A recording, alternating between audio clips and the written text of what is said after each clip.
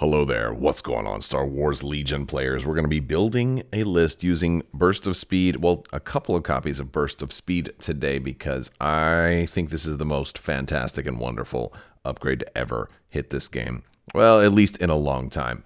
It's very, very cool, very, very fun. I actually proxied a version of Burst of Speed and used it with Emperor Palpatine the other day. Had a great time in that game. If you haven't seen that battle report already, you should go check it out.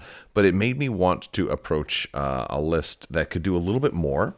And so in the previous build, I used Emperor Palpatine with Burst of Speed, went straight in very, very early to try to wreak havoc and see how fast I could really get to the enemy with Palpatine. And I decided, you know what, there's probably different ways to run Burst of Speed and to take advantage of this really, really cool upgrade, because there's some different things that you can do with Burst of Speed that I think are pretty cool. And so I decided, you know what, I want to try Palpatine and Vader both with Burst of Speed, and how can I make this list work, and what are some cool ways that we can take advantage of the wording on this card, because Burst of Speed allows you to do a few extra tricks, and we're going to explore that in this video. If you guys are new here, don't forget to enter to win the giveaway. It's for a $25 Amazon gift card. All you have to do is be a subscriber and leave a comment on this or one of my videos. It's as simple as that. Also, be sure to check out Luxury Playstyle. If you haven't already, they have amazing tokens, and you can head over there and save 15% with code Crabbok VIP. It's a great way to get yourself some amazing full metal tokens for games like X-Wing, Keyforge, Arkham, a lot of the Arkham games, and we have Legion-specific tokens in the works right now. I am working with them to design some Legion tokens. They're going to be absolutely amazing. I actually use a lot of their tokens already when I'm playing Legion, as well as other games like X-Wing, but they have some great tokens on the way. So always just keep them in mind, check them out, see what if they have tokens for any of the games that you play, and use that code. You're also going to get a free lightsaber nunchuck token with orders of $35 or more if you use that code. So you should definitely do that because it's a super groovy token. With all that being said, let's dive in, because here's the key that I want to explore. It's so at the start of your activation, you treat your maximum speed as 3 until the end of the round. If you do so, gain an immobilized token at the end of the round. And so basically, you're going to go a little slower next turn, right? But what I like is you get to trigger this at the start of your activation. And your maximum speed will stay 3 all the way until the end of the round. And I think that's pretty interesting, because Emperor Palpatine has a little card called Pulling the Strings. And pulling the strings is going to let somebody take an extra move action. And so Vader could get a little bit more help out of this. And I thought that was pretty cool. And Vader's got some ways to get Palpatine a little more help out of this as well. And so maybe there's all kinds of different synergies and combos we could do. So I'll work on the build a little bit, and then some of the as the tech sort of arrives, we'll talk about that. So let's do the Emperor's build first, because this is going to be an expensive build. It's going to be, everything, all the points are going to go into Palpatine and Vader, right? That's kind of just the way these things tend to go, and that's okay. So we're going to put Burst of Speed on Palpatine. I also want to give him Force Lift. He doesn't have to have this, but it's also in the same wave.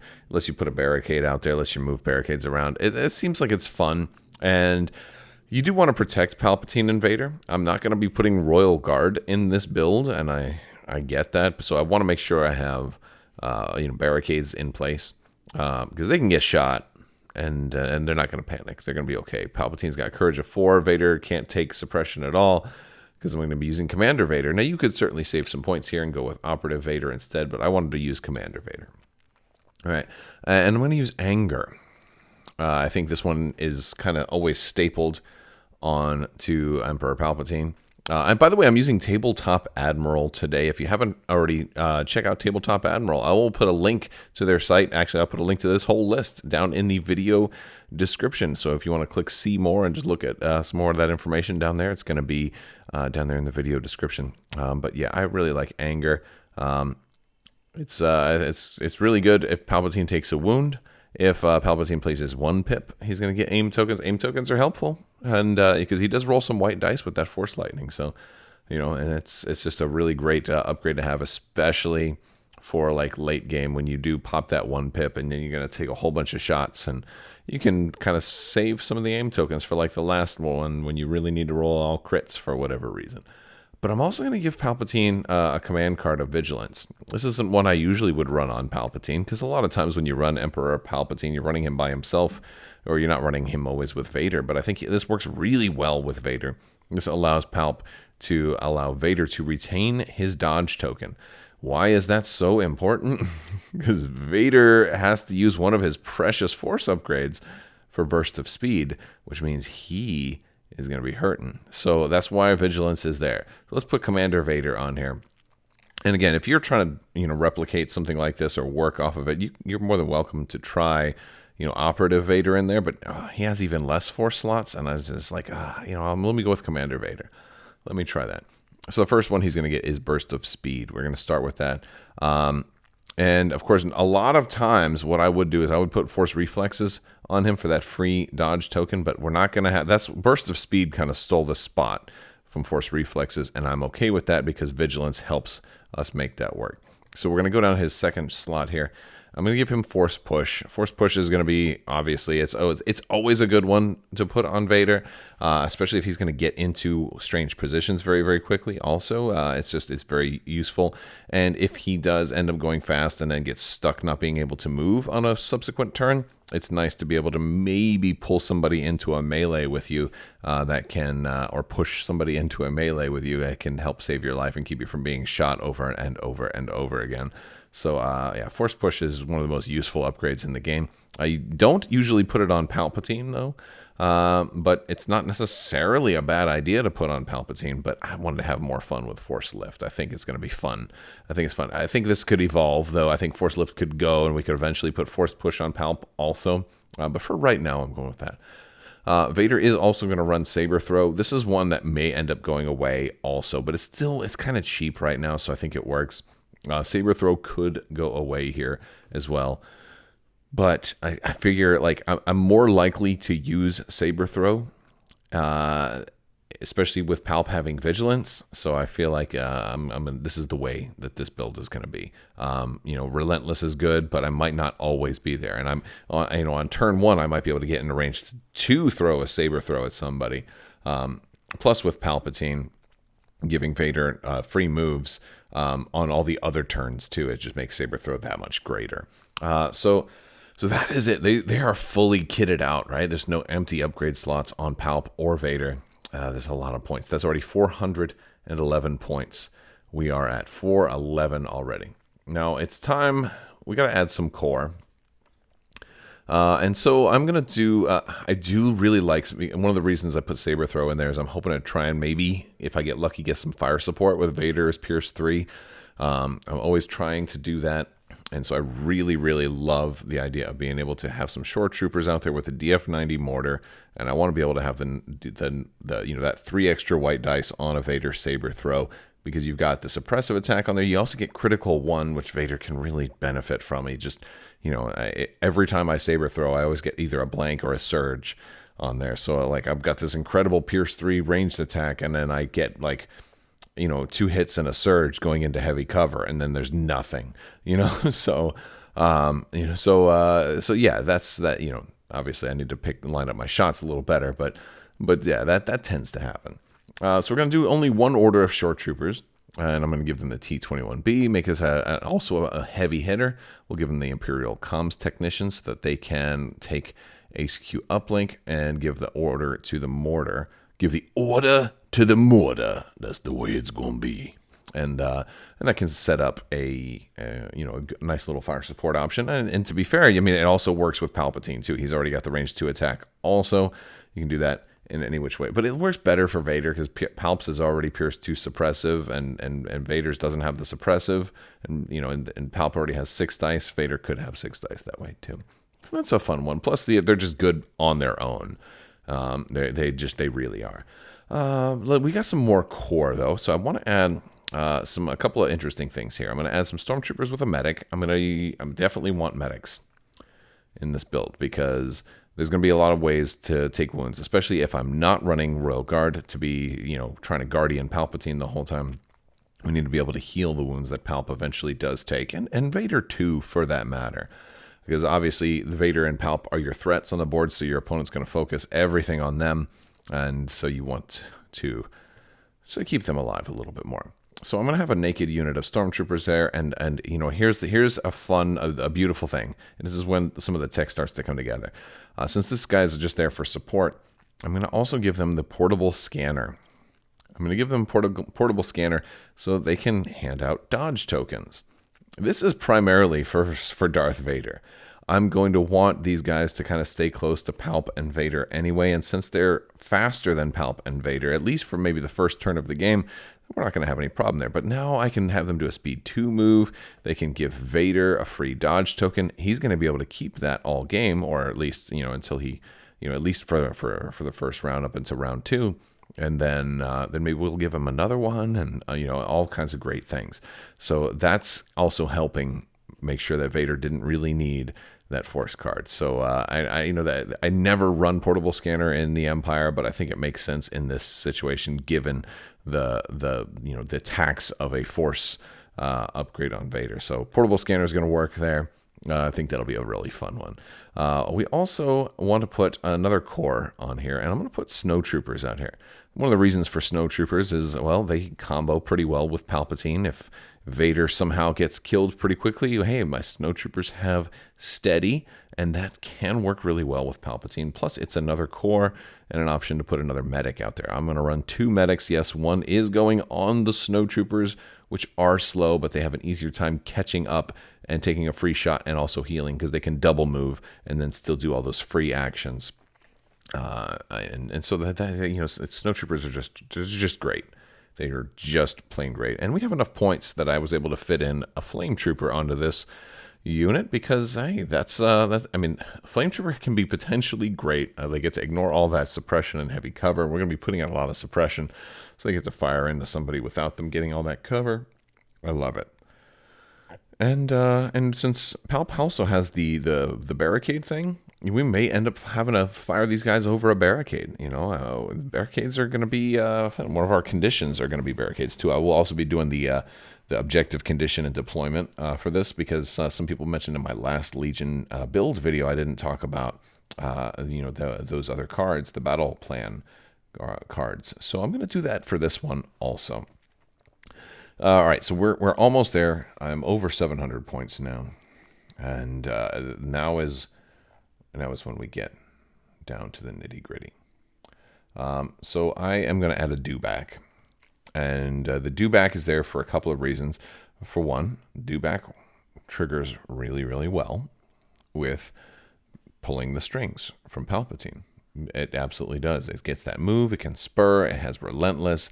It's got a lot of great melee attack. We're also going to give him the flame rifle. Love the Dewback. That's all we're going to put on the Dewback. That brings us to 798. We do have 2 points to spare. What I'll do for those last 2 points is I'll bring those over to the shore troopers and put recon intel.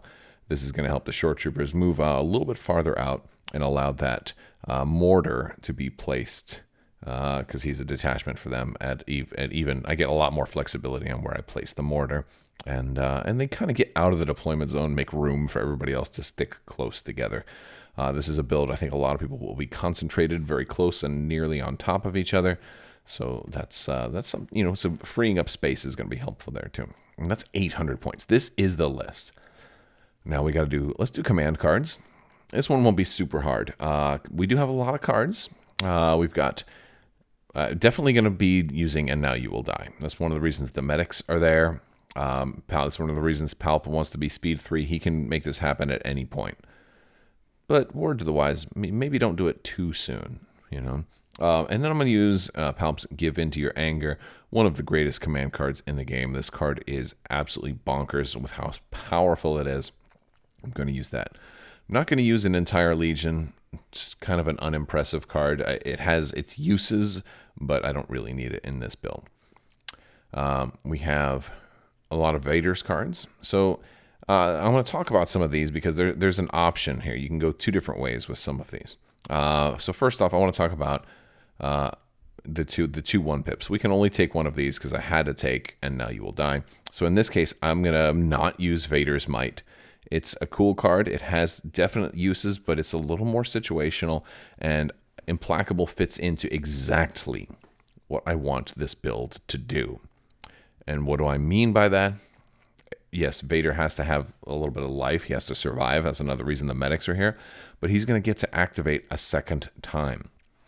Why this is important is if I play this card on the turn that I activate Vader's Burst of Speed, he now gets 3 speed 3 moves, and 2 of them are going to have Relentless attached. So I'm going to be able to move, swing, which is incredible. And then when it comes back up, because he'll still be Burst of Speed, he'll still be speed 3 for the rest of the turn, right? I mean, he's going to have an immobilize, so he'll slow down a little bit, but he's still going to be very, very fast. But yes, well, no, actually, he gets the immobilize token at the end of the round, so it's not at the end of his turn. So he won't even get the burst of speed thing.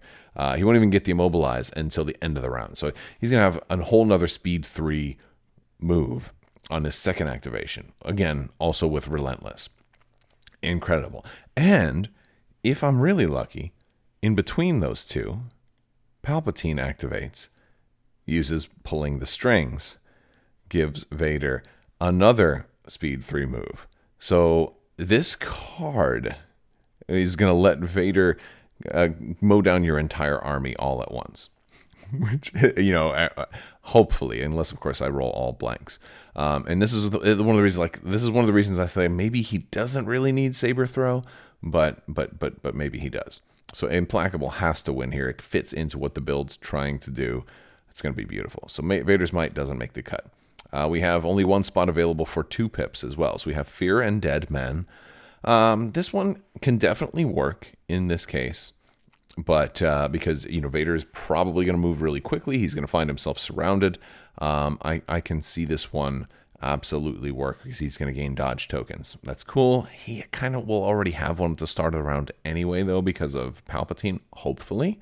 But in this case, I think new ways to motivate them is going to be more beneficial. And this one is going to work in a number of different ways. We have a lot of options in how to do this. So this one wins because it fits into what the build wants to do. When a friendly non-Darth Vader trooper with a face-up order token activates, it can suffer a wound to perform a free action. Cool thing here is I've got HQ uplink on the short troopers, so I can have some. I can get some free actions out of those guys, which is groovy. Doesn't have to be. Ideally here, what I want Vader to do is issue an order to Emperor Palpatine and issue an order to the Dewback Rider. The Dewback Rider would love to be able to get a fray move and spur, and then eventually like take 3 moves and get into range with Relentless and spray some people down with that flame rifle. All right, it's got blast. It's got 2 dice per mini. You got surge to hit already on there. It's glorious. So that's a really fun option. And then new ways to motivate them with Palpatine. I mean, I know putting a damage on Palpatine is risky. Hopefully, your medics have kind of moved a little bit past Palpatine at the time. But here's an option for Palpatine to get a free action.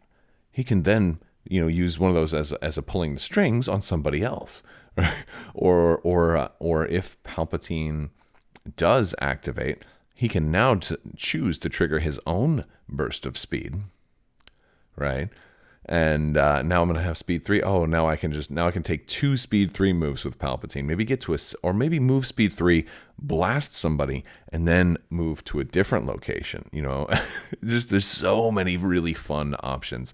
I think this is going to be a really fun one. So we definitely new ways to motivate them wins here. Even though Fear and Dead Men would have value, this one, the new ways to motivate them fits into the build. Now we do have 2 options for 3 pips. Master of Evil is a good one.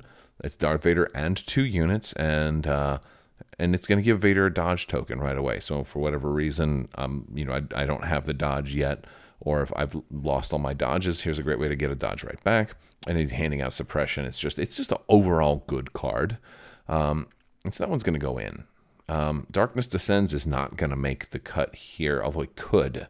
One of the reasons is it's only a Darth Vader card, and I feel like Assault is safer in this case because there is a realistic chance I could lose both Vader and the Emperor, and I'll have to nominate a new commander, and it'd be nice to have a 3-pip, to have at least a card that a commander can use for when the time comes, for like when I need the Dewback and, and then, maybe I didn't get HQ uplink ready, so I can give one back to the Shore Troopers and, and do those things that I need to have done. It's going to be useful for that. However, I can definitely see somebody, popping in Darkness Descends on the first turn if you want to get Vader a little farther forward. I don't think you need to do that anymore. I don't think you need to play this card anymore because Vader will be speed 3. I feel like this build is kind of circumventing the need for this card as a whole. And so he's going to have some Surge tokens. He's going to have Infiltrate and Scout 1. This card has always backfired for me because I tend to play a lot of Rebel lists that use their own Infiltrate and Pathfinders and Jyn Erso and that sort of thing. And so there's so many more cards that have Infiltrate now. With all the special forces with Infiltrate we've been getting, it seems like there's much less of an opportunity for this to really work. And not even just the Infiltrate, but all the Scout abilities that exist. Because Vader has to deploy last. Like this card is just kind of a little bit of a bummer. It'd be nicer if Vader had a tougher Scout, like maybe at least Scout 2 or Scout 3. When he plays Darkness Descends, because then you'd have at least a little more flexibility. But usually when I end up playing this card, I have to end up deploying Vader practically in my own deployment zone anyway, so it feels like it's a 3-pip that I only get one order with, and Vader gets Scout 1, and he doesn't need the Surge tokens because he just gets shot right away. So I'm not going with Darkness Descends. I'm going to go with Assault. I mean, alternatively, you could go with Coordinated Fire, but my core here aren't really there to hand out aim tokens as much. I'm really, I think Assault's going to just be a lot more flexible, because I don't necessarily want to do it to the core units. So Assault's just going to be more of a overall good kind of insurance policy in case. So I just have that card when I need to. And this was good. I mean, an entire Legion also does work there, but I don't know if Palpatine will be alive in time to do that. So that's really the reason for Assault. On to battle plans, right? We've got this is an interesting one. I normally don't talk too much about these, but for objectives, I feel like they're probably all good. So I went with key positions. I think, I lost the game to key positions with Palp. Just thought, y'all have to get to the middle, and now I'm just going to blast you all. So I like that one. I think payload is going to be just devastating here. Oh, you're all together? No problem. I'll just, move lightsaber strike, and just Palp and Vader will just run you all down that way. I think bombing run would be fun, right? We're going to be able to. Here was payload. Yeah, there we go. But here's bombing run. I think with our speed 3 people and the extra movement we get from Palps pulling the strings and Vader's new ways to motivate them, I think even though we don't have vehicles, I think bombing run could work tremendously well here with Vader, Palp, and the Dewbacks and all of that nonsense. So I think that could be a fun one. It might not be the best. I think hostage exchange is going to be really effective here too, because no matter where your opponent's hostage is, you're probably very, very easily able to, move into position, slice that whole unit down, and take the hostages back to safety with you. I think there's a very realistic chance of being able to do that on turn 2. So, that's going to be devastating. So if we go into our deployments, I want to be kind of as close as possible. So I like major offensive. I want to be able to maybe engage, to kill a commander on turn 1 if possible. So major offensive is one. I went with danger close. Ideally, I'd kind of like to probably deploy up on the top. If I'm a blue player, like the top center, and this way I'm pretty close to the other side over here. But if I have to cross the board to get down here, I'm prepared to do that as well. So we're going to be kind of close. You're only distance 3 from each other, potentially. So I think that could be a fun one. And it'll go hemmed in. You're pretty close to each other on hemmed in as well, and that one works really well with bombing run too. it's just a really fun setup, and I think I'm going to go with advanced positions here for the scout abilities because I already have scout on one of my dudes. And what did I miss? I missed danger close. I didn't put that one in there. There we go. All right, there's our deployments, and then for our conditions. There's some interesting ones here I don't normally use, but fortified positions is one that I don't normally use. I think it works out more. I'm more likely to want to use this now because I've got a force power that manipulates barricades. I like that. Hopefully it's, there's more stuff like that. I want to be able to throw entire terrain pieces beyond just barricades. Right? Supply drop. This one's just a no-brainer. You might get back to, like just the idea of potentially getting back to on a list that really needs it like this one. It's huge. Supply drop is just fun too. Everybody gets to play a little mini game within the game. Supply drop is going to almost be in every build I ever do, just because it's fun and it kind of makes everybody have a little happy moment. So if everybody's having fun while they're playing, then you're succeeding. And then we've got limited visibility. I don't want snipers and long-range dudes taking out Vader and Palp before they can get within closing distance. So limited visibility is going to be very, very helpful, especially against like a Take That Rex or a Take That Clankers Rex build. And I'll go hostile environment here. I mean, look, Vader's fearless. So none of my army's not going to be able to panic. So that's a really good thing. And then if I do move into melee with enemy folks and everything like that, I can kind of pull the leader potentially off of terrain. And I've got a lot of suppressive attacks between the mortar and then Palpatine's stuff. So I think we can do good with these four. And those are the battle plans. Those are the commands, and that's the unit. I will put a link to this in the video description below. That is it. I'd love to hear from you guys. Let me know what you think of the list.